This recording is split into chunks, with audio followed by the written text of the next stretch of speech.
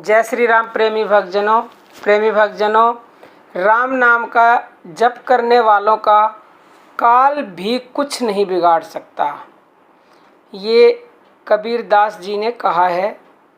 तो चलिए जानते हैं राम नाम का जो जाप करते हैं उनका किस प्रकार काल भी कुछ नहीं बिगाड़ सकता। कबीर दास जी ने कहा, चलती चक्की देख कर दिया कबीरा रोए, दो पाटन के बीच में साबुत बचे न कोई।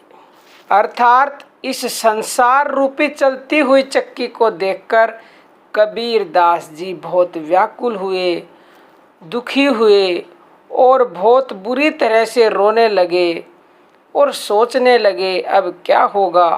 चक्की के दो पार्ट हैं, ऊपर नीचे यानी आसमान और पृथ्वी, इन दोनों के बीच में तो कोई बचेगा ही नहीं।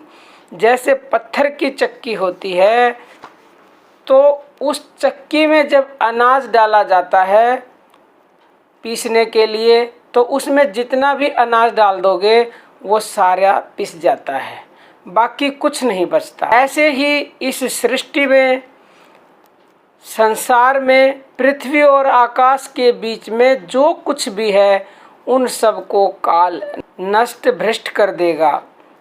तो इतना सुनकर कबीर जी के पुत्र कमाल जी ने कहा, पिताजी जरा रुको। क्या कहते हैं कमाल जी, सुनिए भक्तजनों। चलती चक्की देखकर दिया कमाल ठठाए, जो कीली से लगा रहे उसको काल न खाए।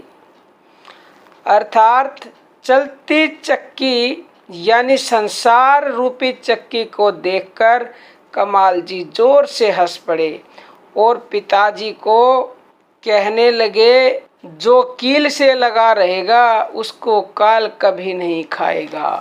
कीली का मतलब है भक्तजनों, जहाँ चक्की में दाने डाले जाते हैं ना बीच में उसमें, तो वहाँ पे एक कीली होती है, तो उसके आसपास के दाने साबुत रह जाते हैं, वो कभी नहीं पिसते और बाकी सब पिस जाते हैं। इसी तरह आसमान और पृथ्वी के बीच में जितनी जीव आत्माएं हैं, चाहे वो जड़ हैं या चेतन हैं, सभी नष्ट हो जाते हैं, यानी सभी को काल खा जाता है। लेकिन प्रेमी भक्तजनों, जो राम नाम रूपी कीली से जुड़े रहते हैं उनका तो काल कुछ भी नहीं बिगाड़ पाएगा, उल्टा काल उनसे डरता है। तो प्रेमी भक्तजनों, आप भी चाहते हैं कि काल आपका कुछ भी ना बिगाड़े, उल्टा आपसे डरे, तो आप राम नाम रूपी कीली को कभी भी ना छोड़ना, इसको विश्वास के साथ पकड़े रखो। अगर इसको पकड़े रखोगे तो अवश्य ही आपका काल कुछ नहीं बिगाड़ सकता।